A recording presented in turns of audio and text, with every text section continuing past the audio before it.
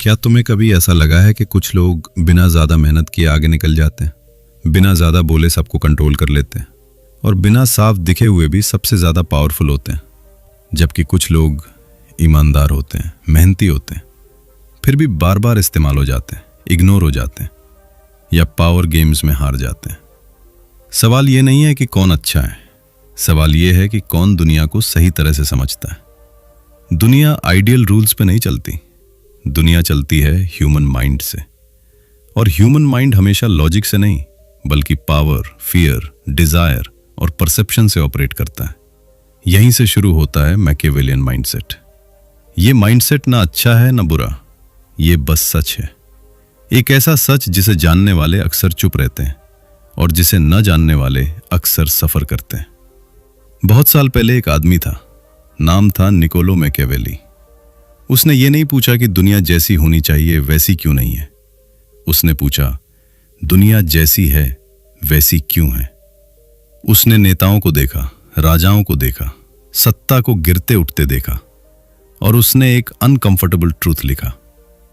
इंसान ज्यादातर समय नैतिक नहीं बल्कि स्वार्थी, डरपोक और अवसरवादी होता है। यह बात सुनने में हार्श लगती है, लेकिन सोचो, क्या तुम्हारा एक्सपीरियंस इससे अलग है? लोग रिस्पेक्ट कब देते हैं? जब तुम्हें पावरफुल मानते हैं। लोग फॉलो कब करते हैं? जब उन्हें कुछ चाहिए होता है या कुछ खोने का डर होता है। लोग लॉयल कब रहते हैं? जब तक लॉयल्टी उनके इंटरेस्ट में होती है। ये ऑडियो बुक तुम्हें क्रूअल नहीं बनाएगी, लेकिन ये तुम्हें बोला भी नहीं रहने देगी। ये ऑडियो बुक तुम्हें सिखाएगी लोग असल में कैसे सोचते हैं, पावर कैसे साइलेंटली काम करती है, मैनिपुलेशन कैसे दिखता नहीं फील होता है, और सबसे जरूरी, तुम खुद कैसे कंट्रोल में रहो ना कि कंट्रोल्ड बनो। ये किसी को नुकसान पहुंचाने की ट्रेनिंग नहीं है, ये खुद को नुकसान से बचाने की अवेयरनेस है। क्योंकि जो पावर को नहीं समझता वो किसी न किसी की पावर का शिकार बनता है। इस ऑडियो बुक में हम बात करेंगे हिडन साइकोलॉजिकल रूल्स की, इनविजिबल पावर गेम्स की, इमोशनल ट्रैप्स की और उस माइंडसेट की जो वीक नहीं अवेयर बनाता है। अगर तुम चाहते हो कि दुनिया तुम्हें बार बार इस्तेमाल करे तो ये ऑडियो बुक तुम्हारे लिए नहीं है। लेकिन अगर तुम चाहते हो कि तुम लोगों को समझो, खुद को संभालो और पावर डायनामिक्स में खो ना जाओ, तो आगे जो आने वाला है वो तुम्हारी सोच बदल देगा। अब सवाल ये नहीं है कि तुम इस माइंडसेट को पसंद करते हो या नहीं, सवाल ये है कि क्या तुम इस दुनिया को बिना समझे जीना चाहते हो या समझ के साथ। अगर जवाब दूसरा है तो चलो आगे बढ़ते हैं। चैप्टर 1, मैकियावेलियन माइंडसेट का असली सच। अक्सर जब लोग मैकियावेलियन शब्द सुनते हैं तो उनके दिमाग में एक ही इमेज आती है, चालाक, निर्दयी, धोखेबाज इंसान। लेकिन ये पूरी सच्चाई नहीं है, ये आधी समझ है, और आधी समझ हमेशा सबसे खतरनाक होती है। मैकियावेलियन माइंडसेट का मतलब दूसरों को नुकसान पहुंचाना नहीं है, इसका मतलब है दुनिया को बिना भ्रम के देख पाना। निकोलो मैकियावेली ने कभी यह नहीं कहा कि बुरे बनो, उसने ये कहा कि इंसान जैसे हैं वैसे समझो, ना कि जैसे तुम चाहते हो कि वे हों। यहीं पर ज्यादातर लोग गलती करते हैं। हम मान लेते हैं कि लोग फेयर होंगे, लोग लॉयल होंगे, लोग सच बोलेंगे, लोग अच्छाई को रिवॉर्ड देंगे। लेकिन असल जिंदगी में लोग ऐसा नहीं सोचते। असल जिंदगी में इंसान सोचता है, मुझे इससे क्या मिलेगा, मेरा रिस्क क्या है, मेरी इमेज पर क्या असर पड़ेगा, मैं वीक तो नहीं दिख रहा। मैकियावेलियन माइंडसेट इन्हीं सवालों को समझने की कला है। ये माइंडसेट कहता है इंसान मोरल नहीं होता, इंसान सिचुएशनल होता है। जब हालात बदलते हैं तो इंसान के प्रिंसिपल्स भी बदल जाते हैं। आज जो तुम्हारी तारीफ कर रहा है, कल वही तुम्हें इग्नोर कर सकता है अगर पावर का बैलेंस बदल जाए। और यही हार्श ट्रूथ स्ट्रांग लोगों को वीक लोगों से अलग करता है। स्ट्रांग लोग उम्मीदों पे नहीं चलते, वे पैटर्न्स पे चलते हैं। वे ये नहीं पूछते ये इंसान अच्छा है या बुरा, वे पूछते हैं ये इंसान किस सिचुएशन में क्या करेगा।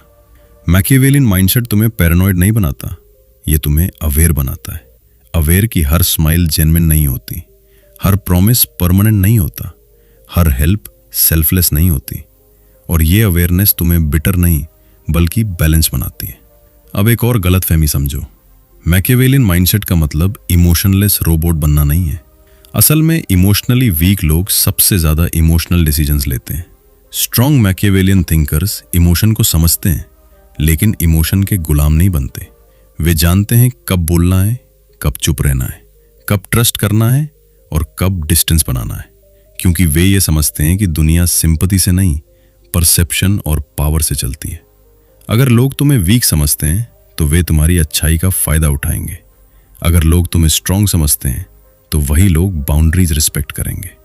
यही कारण है कि मैकियावेलियन माइंडसेट ज्यादातर लोगों को अनकंफर्टेबल करता है, क्योंकि ये फैंटेसी तोड़ देता है।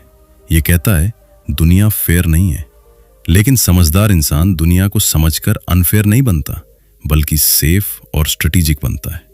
इस माइंडसेट का पहला रूल है, जो दिख रहा है उस पर मत चलो, जो काम कर रहा है उसे समझो।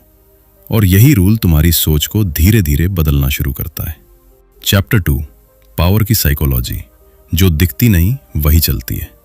ज्यादातर लोग पावर को पहचान ही नहीं पाते, क्योंकि वे पावर को वहां ढूंढते हैं जहां वो सबसे कम होती है। ऊंची आवाज, गुस्सा, पद या दिखावा। असल पावर कभी चिल्लाती नहीं, वो क्वाइटली काम करती है। अगर किसी को बार बार ये बताना पड़े कि मैं पावरफुल हूं, तो समझ लो वो नहीं है। पावर का पहला नियम यही है, जो सच में पावरफुल होता है उसे साबित करने की जरूरत नहीं पड़ती। अब सोचो, किसकी बात लोग ध्यान से सुनते हैं?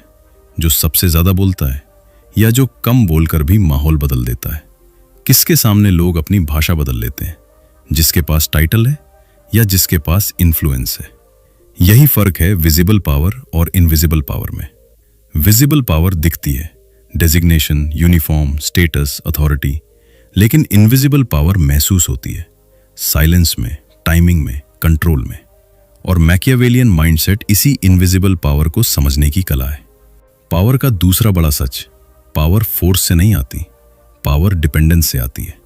जिस इंसान की तुम्हें जरूरत है वही तुम पर पावर रखता है। इसलिए पावरफुल लोग खुद को यूजफुल बनाते हैं, लाउड नहीं। वे खुद को इररिप्लेसेबल बनाते हैं, इंप्रेसिव नहीं। और यही रीजन है कि कुछ लोग बिना थ्रेट दिए भी लोगों से काम करवा लेते हैं, क्योंकि सामने वाला जानता है अगर मैंने इनसे दूरी बनाई तो मेरा नुकसान होगा। ये डर नहीं है, ये कैलकुलेशन है। पावर इमोशनल नहीं होती, पावर लॉजिकल होती है। अब एक अनकंफर्टेबल बात, ज्यादातर लोग पावर से डरते हैं, इसलिए वे उसे डिनाई करते हैं। वे कहते हैं मुझे पावर नहीं चाहिए, मैं सिंपल इंसान हूं, मैं पॉलिटिक्स में नहीं पढ़ता। लेकिन पावर तुम्हें पूछकर नहीं आती, पावर ऑलरेडी हर जगह है। वर्क प्लेस में, रिलेशनशिप्स में, फैमिली में, फ्रेंड सर्कल में, जहां 2 से ज्यादा लोग हैं वहां पावर डायनामिक्स हैं। पावर को इग्नोर करने का मतलब है खुद को वल्नरेबल बनाना। और मैकियावेलियन माइंडसेट वल्नरेबिलिटी से नहीं, क्लैरिटी से पैदा होता है। पावर का तीसरा रूल, जो अपनी इमोशंस कंट्रोल नहीं कर सकता वो कभी पावर कंट्रोल नहीं कर सकता। गुस्सा, इनसिक्योरिटी, जेलसी, ये सब पावर लीक्स हैं। जब तुम इजीली रिएक्ट करते हो, तुम सामने वाले को बता देते हो यहां दबाओ, यहां कंट्रोल मिलेगा। स्ट्रांग लोग रिएक्ट नहीं करते, वे ऑब्जर्व करते हैं, वे वेट करते हैं, वे टाइमिंग चुनते हैं, क्योंकि उन्हें पता है पावर उस इंसान के पास होती है जो सिचुएशन को नहीं, खुद को कंट्रोल करता है। और यही वजह है कि पावरफुल लोग अक्सर काम दिखते हैं। कामनेस कमजोरी नहीं है, कामनेस सुपीरियॉरिटी है। अब एक आखिरी सवाल इस चैप्टर का, अगर पावर इनविजिबल है तो लोग इसे फॉलो क्यों करते हैं? क्योंकि इंसान सर्टेनिटी चाहता है, सिक्योरिटी चाहता है, डायरेक्शन चाहता है, और पावर इन तीनों का इल्यूजन देती है। जो इंसान ये इल्यूजन क्रिएट कर लेता है, लोग खुद ब खुद उसके पीछे चलने लगते हैं। चैप्टर 3, ह्यूमन बिहेवियर के हिडन रूल्स। ज्यादातर लोग ये मानकर जीते हैं कि इंसान सोच समझकर फैसले लेता है, लेकिन ये सच नहीं है। इंसान पहले फील करता है, फिर रीजन ढूंढता है। हम सोचते हैं कि हम डिसीजंस लेते हैं, असल में डिसीजंस हमसे लिए जाते हैं, हमारी फियर्स, डिजायर्स और ईगो के जरिए। ह्यूमन बिहेवियर रैंडम नहीं होता, वो प्रिडिक्टेबल होता है, बस उसके रूल्स स्कूल में नहीं पढ़ाए जाते। पहला हिडन रूल, इंसान पेन से बचने के लिए प्लेजर पाने से ज्यादा मोटिवेटेड होता है। लोग सक्सेस पाने से ज्यादा फेलियर से डरते हैं, इसलिए वे सच बोलने से डरते हैं, रिस्क लेने से बचते हैं, पावरफुल लोगों के सामने झुक जाते हैं। पावर हमेशा थ्रेट नहीं देती, कभी कभी वो सिर्फ लॉस का डर पैदा करती है और वही काफी होता है। दूसरा हिडन रूल, इंसान अप्रूवल का भूखा होता है। रिस्पेक्ट, वैलिडेशन, एक्सेप्टेंस, ये इमोशनल करेंसीज हैं। लोग ऐसे लोगों के आसपास रहते हैं जहां उन्हें अच्छा महसूस होता है। इसलिए लीडर्स सबसे पहले माहौल कंट्रोल करते हैं, फिर लोग खुद कंट्रोल हो जाते हैं।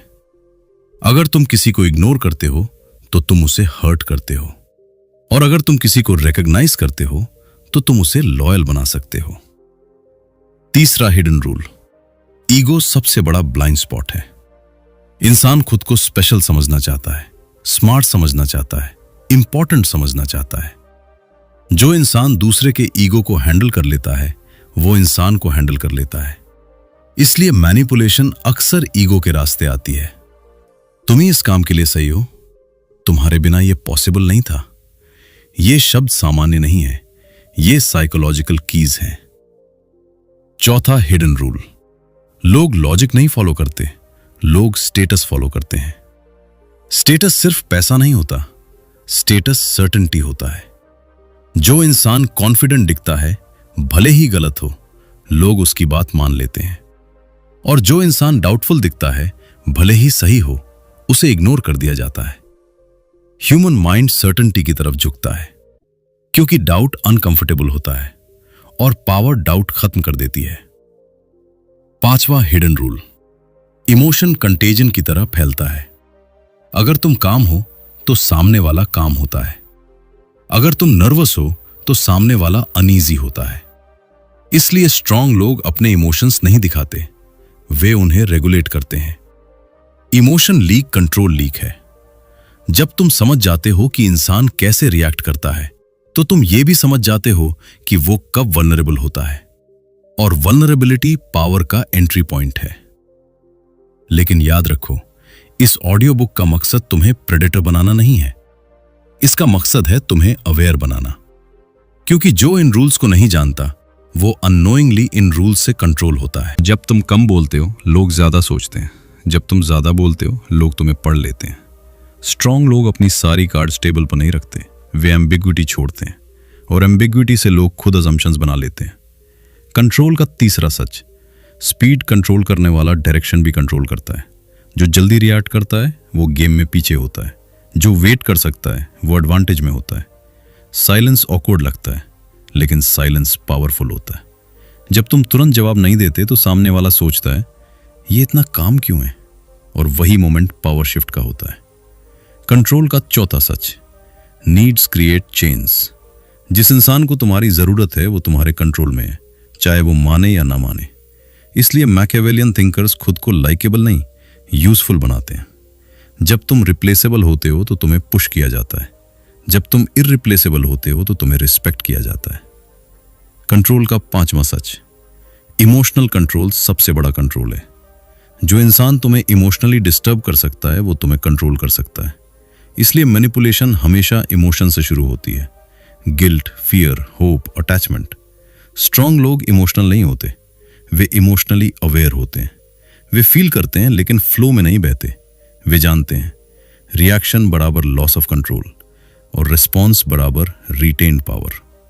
इस चैप्टर का सबसे इंपॉर्टेंट लाइन याद रखो, कंट्रोल कभी सामने वाले को दबाकर नहीं आता। कंट्रोल तब आता है जब सामने वाला खुद को फ्री समझता है। चैप्टर 5, मैनिपुलेशन वर्सेस इन्फ्लुएंस, फर्क जो जिंदगी बदल देता है। मैनिपुलेशन और इन्फ्लुएंस सुनने में ऑलमोस्ट एक जैसे लगते हैं। दोनों में लोग तुम्हारी बात मानते हैं, दोनों में बिहेवियर बदलता है, दोनों में साइकोलॉजी काम करती है, लेकिन अंदर से दोनों बिल्कुल अलग हैं। इन्फ्लुएंस में सामने वाला स्ट्रांग होता है, मैनिपुलेशन में सामने वाला वीक होता है। यही सबसे बड़ा फर्क है। इन्फ्लुएंस लोगों को एम्पावर करती है, मैनिपुलेशन लोगों को कंफ्यूज करती है। इन्फ्लुएंस ट्रांसपेरेंसी से आती है, मैनिपुलेशन हिडन एजेंडास से। लेकिन प्रॉब्लम यह है कि मैनिपुलेशन कभी ओपनली सामने नहीं आती, वो हमेशा इन्फ्लुएंस का मास्क पहनकर आती है। मैनिपुलेशन का पहला संकेत, तुम गिल्ट महसूस करने लगते हो। अगर कोई तुम्हें बार बार ये फील कराए कि मैंने तुम्हारे लिए इतना किया, तुम्हें तो ये करना ही चाहिए, तो समझ लो तुम्हारे इमोशंस को लेवरेज किया जा रहा है। इन्फ्लुएंस में चॉइस होती है, मैनिपुलेशन में ऑब्लिगेशन। मैनिपुलेशन का दूसरा संकेत, ऑर्गेंसी बिना वजह बनाई जाती है। अभी फैसला करो, अब नहीं तो कभी नहीं, सोचने का टाइम नहीं है। जब टाइम प्रेशर डाला जाए तो लॉजिक शट डाउन हो जाता है और इंस्टिंक्ट कंट्रोल में आ जाता है। स्ट्रांग लोग कभी तुम्हें हरी नहीं कराते, क्योंकि हरी वीक डिसीजन का गेट है। मैनिपुलेशन का तीसरा संकेत, इंफॉर्मेशन अधूरी दी जाती है। सच का आधा हिस्सा सबसे पावरफुल झूठ होता है। मैनिपुलेटर्स पूरी पिक्चर नहीं दिखाते, वे वही बताते हैं जो उनके फेवर में हो। इन्फ्लुएंसर्स रिस्क भी बताते हैं, लिमिटेशंस भी बताते हैं। मैनिपुलेशन का चौथा संकेत, तुम्हारी सेल्फ डाउट बढ़ने लगती है। अगर किसी के साथ रहकर तुम खुद पर सवाल करने लगो, शायद मैं ही गलत हूं, शायद मैं ज्यादा सोच रहा हूं, तो सावधान हो जाओ। हेल्दी इन्फ्लुएंस क्लैरिटी देता है, मैनिपुलेशन कंफ्यूजन। मैनिपुलेशन का पांचवा संकेत, प्रेज और पनिशमेंट का साइकिल। कभी अचानक ज्यादा तारीफ, कभी अचानक कोल्ड बिहेवियर। ये इमोशनल रोलर कोस्टर एडिक्शन पैदा करता है और एडिक्शन कंट्रोल का स्ट्रॉन्गेस्ट फॉर्म है। अब एक अनकंफर्टेबल ट्रूथ, मैनिपुलेशन हमेशा बुरी इंटेंशन से नहीं आती। कभी कभी लोग खुद इतने इनसिक्योर होते हैं कि कंट्रोल ही उनका सर्वाइवल बन जाता है। लेकिन इंटेंशन चाहे जो हो, इफेक्ट वही रहता है, तुम वीक हो जाते हो। इस ऑडियो बुक का मकसद तुम्हें मैनिपुलेटर बनाना नहीं है, इसका मकसद है तुम्हें इम्यून बनाना। जब तुम अवेयर हो जाते हो तो मैनिपुलेशन काम करना बंद कर देती है। अवेयरनेस मैनिपुलेशन का एंटीडोट। 6, emotional detachment. दिल नहीं, दिमाग से सोचने की ताकत।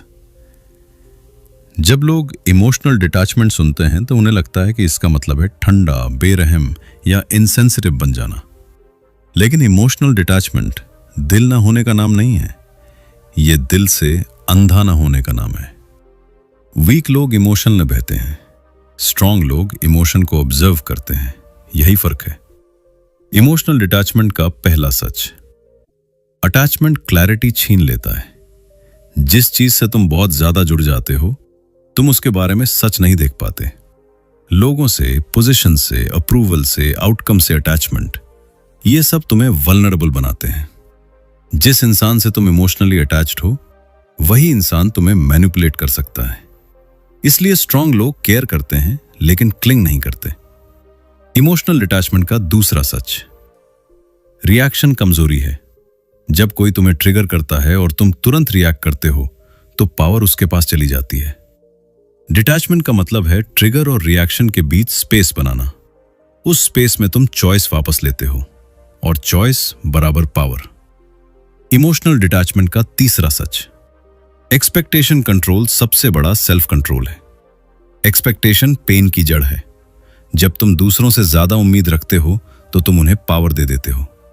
स्ट्रांग लोग लो एक्सपेक्टेशंस रखते हैं, हाई स्टैंडर्ड्स नहीं छोड़ते, इसलिए वे सरप्राइज नहीं होते और बिट्रे भी नहीं होते।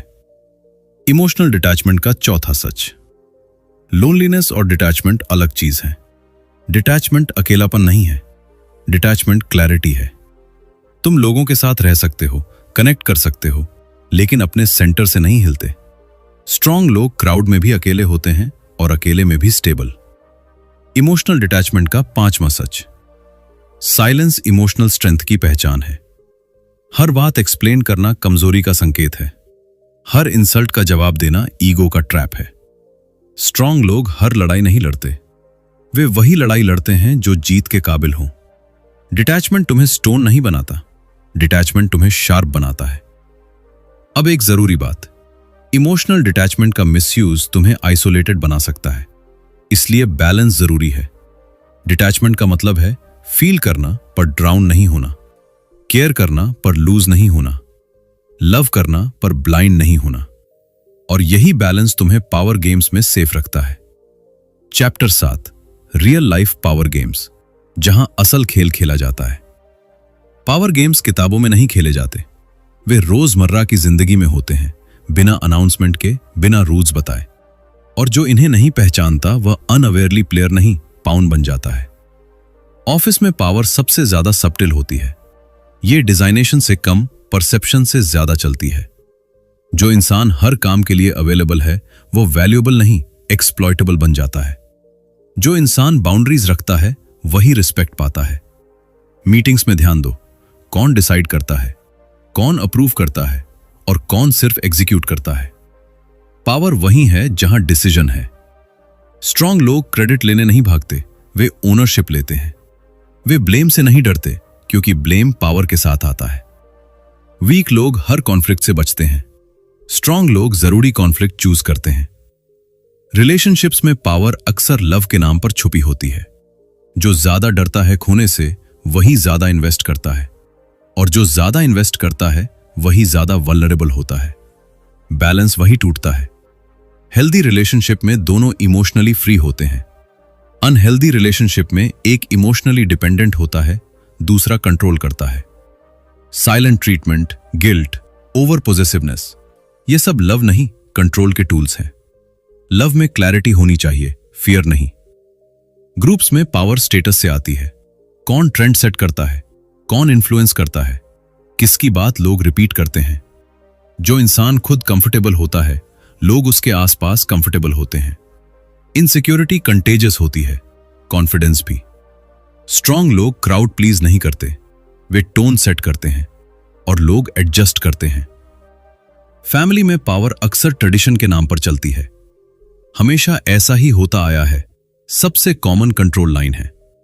रिस्पेक्ट और ओबीडियंस में फर्क है। रिस्पेक्ट फ्रीली दी जाती है, ओबीडियंस दबाव से आती है। स्ट्रांग लोग रिस्पेक्ट अर्न करते हैं, ओबीडियंस डिमांड नहीं करते। अब एक अनकंफर्टेबल रियलिटी। पावर गेम से भागा नहीं जा सकता, उन्हें सिर्फ समझा जा सकता है। और जो समझ लेता है वो खेल का हिस्सा बनता है, शिकार नहीं। लेकिन एक आखिरी खतरा बचता है। अगर तुम पावर साइकोलॉजी समझ गए तो क्या तुम डार्क साइड में फिसल सकते हो? और कैसे खुद को मैनिपुलेटर बनने से रोका जाए, यही हम अगले चैप्टर में खोलेंगे। चैप्टर 8, डार्क साइकोलॉजी से खुद को कैसे बचाएं। पावर साइकोलॉजी को समझना तलवार सीखने जैसा है। तलवार से तुम रक्षा भी कर सकते हो, और अगर संभालना ना आया तो खुद को घायल भी कर सकते हो। इस चैप्टर का मकसद है तुम्हें चालाक नहीं, सचेत बनाना, क्योंकि अवेयरनेस के बिना नॉलेज खतरनाक हो जाती है। पहला डिफेंस रूल, जो तुम्हें कंफ्यूज करे उससे डिस्टेंस रखो। मैनिपुलेशन साफ नहीं होती, वो फॉग की तरह होती है। अगर किसी के साथ रहकर तुम्हारा कॉन्फिडेंस कम हो रहा है, तुम्हें बार बार सेल्फ डाउट हो रहा है, तुम्हें गिल्ट फील कराया जा रहा है, तो प्रॉब्लम तुम्हारे अंदर नहीं, इंटरैक्शन में है। क्लैरिटी हेल्दी होती है, कंफ्यूजन कंट्रोल का टूल है। दूसरा डिफेंस रूल, बाउंड्रीज एक्सप्लेन नहीं की जाती, एनफोर्स की जाती हैं। मैनिपुलेटर्स बाउंड्रीज को डिबेट बनाते हैं। वे पूछते हैं, इतना स्ट्रिक्ट क्यों हो, इतना सेंसिटिव क्यों हो? स्ट्रांग लोग जस्टिफाई नहीं करते, वे रिपीट नहीं करते, वे बस कंसिस्टेंट रहते हैं। बाउंड्री जितनी ज्यादा एक्सप्लेन होती है उतनी कम रिस्पेक्टेड होती है। तीसरा डिफेंस रूल, इमोशनल हुक्स पहचानो। हर इंसान का एक हुक होता है, किसी का गिल्ट, किसी का अप्रूवल, किसी का फियर, किसी का ईगो। जो इंसान तुम्हारे हुक को पहचान लेता है वो तुम्हें पुल कर सकता है। इसलिए सेल्फ अवेयरनेस सबसे बड़ी प्रोटेक्शन है। अगर तुम्हें पता है कि तुम्हारी वीकनेस क्या है तो कोई उसे वेपन नहीं बना सकता। चौथा डिफेंस रूल, वर्ड से ज्यादा बिहेवियर देखो। मैनिपुलेटर्स बोलने में एक्सपर्ट होते हैं, लेकिन बिहेवियर हमेशा लीक करता है। जो कहता कुछ है और करता कुछ और, वो क्लैरिटी नहीं, स्ट्रैटेजी चला रहा है। स्ट्रांग लोग प्रॉमिसेस पर नहीं, पैटर्न्स पर भरोसा करते हैं। पैटर्न झूठ नहीं बोलता। पांचवां डिफेंस रूल, ओवर शेयरिंग बंद करो। जो लोग जल्दी सब कुछ बता देते हैं वे जल्दी कंट्रोल हो जाते हैं। हर बात हर किसी के लिए नहीं होती। साइलेंस सीक्रेसी नहीं है, साइलेंस सेफ्टी है। स्ट्रांग लोग इंफॉर्मेशन करेंसी समझते हैं, कन्फेशन नहीं। छठा डिफेंस रूल, गैस लाइटिंग को पहचानो। गैस लाइटिंग का मतलब है तुम्हें अपनी रियलिटी पर डाउट कराना। तुम ज्यादा सोच रहे हो, ऐसा कुछ हुआ ही नहीं, तुम सेंसिटिव हो। अगर तुम्हारी फीलिंग्स बार बार इनवैलिडेट की जा रही हैं तो यह मिसअंडरस्टैंडिंग नहीं, मैनिपुलेशन है। Trust your perception before trusting anyone else. अब एक जरूरी रिमाइंडर, डार्क साइकोलॉजी से बचने का सबसे अच्छा तरीका है खुद डार्क न बनना। अगर तुम हर इंटरैक्शन में एडवांटेज ढूंढोगे, हर इंसान को सस्पेक्ट करोगे, हर इमोशन को वीकनेस मानोगे, तो तुम आइसोलेटेड हो जाओगे। और आइसोलेशन भी एक तरह का ट्रैप है। इस ऑडियो बुक का कोर मैसेज यही है, समझदार बनो, सख्त नहीं, सचेत बनो, क्रूर नहीं, अवेयर बनो, पैरानॉइड नहीं। अब आखिरी से पहले एक सवाल, अगर पावर और साइकोलॉजी इतनी कॉम्प्लेक्स हैं तो इन्हें एथिकली कैसे यूज किया जाए, कैसे बैलेंस रखा जाए अवेयरनेस और ह्यूमैनिटी के बीच, यही हम अगले चैप्टर में खोलेंगे। Chapter 9, ethics and responsibility. Power के साथ इंसान बने रहना। पावर की नॉलेज तुम्हें दो रास्ते दिखाती है। एक रास्ता है कंट्रोल, ईगो, सुपीरियॉरिटी। दूसरा रास्ता है awareness, balance, responsibility. Machiavellian mindset तुम्हें पहला रास्ता चुनने के लिए मजबूर नहीं करता, वो तुम्हें चॉइस देता है, और चॉइस तभी मीनिंगफुल होती है जब तुम कॉन्सिक्वेंसेस समझते हो। एथिक्स का पहला सच, पावर न्यूट्रल होती है, इंटेंट उसे अच्छा या बुरा बनाता है। आग से तुम घर गर्म कर सकते हो या जला सकते हो। साइकोलॉजी भी वैसी ही है। अगर तुम पावर का इस्तेमाल सिर्फ खुद को ऊपर उठाने के लिए करोगे तो एक दिन तुम अकेले रह जाओगे, लेकिन अगर तुम पावर का इस्तेमाल क्लैरिटी और प्रोटेक्शन के लिए करोगे तो लोग तुम्हारे आसपास सेफ फील करेंगे। एथिक्स का दूसरा सच, शॉर्ट टर्म जीत अक्सर लॉन्ग टर्म हार होती है। मैनिपुलेशन जल्दी रिजल्ट देती है, लेकिन वो ट्रस्ट खा जाती है। इन्फ्लुएंस धीरे बनती है, लेकिन वो रिस्पेक्ट छोड़ जाती है। स्ट्रांग लोग हर फाइट जीतने की कोशिश नहीं करते, वे वॉर जीतने की सोचते हैं। एथिक्स का तीसरा सच, तुम्हारा कैरेक्टर तब दिखता है जब तुम्हारे पास पावर होती है। वीक लोग पावर मिलने पर बदल जाते हैं, स्ट्रांग लोग पावर मिलने पर रिवील होते हैं। अगर तुम पावर के साथ भी सुन सकते हो, माफ कर सकते हो, लिमिट रख सकते हो, तो तुम सच में पावरफुल हो। एथिक्स का चौथा सच, फियर से बनाई गई लॉयल्टी नकली होती है। डर से लोग फॉलो करते हैं, लेकिन मौका मिलते ही छोड़ देते हैं। रिस्पेक्ट से लोग फॉलो करते हैं और मुश्किल में भी साथ देते हैं। अगर लोग तुम्हारे जाने से रिलीफ फील करते हैं तो तुम लीडर नहीं, प्रेशर थे। एथिक्स का पांचवां सच, हर चीज को कंट्रोल करना जरूरी नहीं होता। कुछ बैटल्स छोड़ना कमजोरी नहीं है। हर सच बोलना जरूरी नहीं होता। विजडम का मतलब है कब बोलना है और कब चुप रहना है, कब एक्ट करना है और कब लेट गो करना है। इस चैप्टर का कोर यही है, पावर तुम्हें दूसरों से ऊपर नहीं, खुद से ऊपर उठाने के लिए है। अब तुम वही इंसान नहीं रहे जो इस ऑडियो बुक की शुरुआत में थे। तुम्हें अब दिखने लगा है क्यों लोग वैसा बिहेव करते हैं, क्यों पावर साइलेंट होती है, क्यों इमोशंस डेंजरस भी हो सकते हैं, और क्यों अवेयरनेस सबसे बड़ी स्ट्रेंथ है। अब तुम इल्यूजन में नहीं जीते, लेकिन तुम बिटर भी नहीं बने। तुम अवेयर हो, और अवेयरनेस सबसे रेयर एडवांटेज है। अब तुम जान चुके हो, हर स्माइल दोस्ती नहीं होती, हर कॉन्फ्लिक्ट दुश्मनी नहीं होता, हर साइलेंस कमजोरी नहीं होती, हर पावर ईविल नहीं होती। तुम रिएक्ट नहीं करते, तुम रिस्पॉन्ड करते हो। तुम चेज नहीं करते, तुम चूज करते हो। तुम खुद को साबित नहीं करते, तुम खुद को पोजीशन करते हो। अब लोग तुम्हें कंट्रोल नहीं करते और तुम लोगों को क्रश नहीं करते। तुम बीच में चलते हो, क्लैरिटी के साथ। याद रखो, दुनिया सडनली फेयर नहीं हो जाएगी, पावर गेम्स खत्म नहीं होंगे, लेकिन अब तुम ब्लाइंड नहीं रहोगे। और जो इंसान ब्लाइंड नहीं होता वो शिकार नहीं बनता। इस ऑडियो बुक का आखिरी मैसेज यही है, समझ होना सबसे बड़ी सुरक्षा है और बैलेंस सबसे बड़ी जीत। अगर तुम चाहो तो इस नॉलेज का इस्तेमाल खुद को मजबूत बनाने के लिए करो, ना कि दूसरों को कमजोर करने के लिए। क्योंकि असली पावर दूसरों को कंट्रोल करने में नहीं, खुद को खोए बिना इस दुनिया में चल पाने में।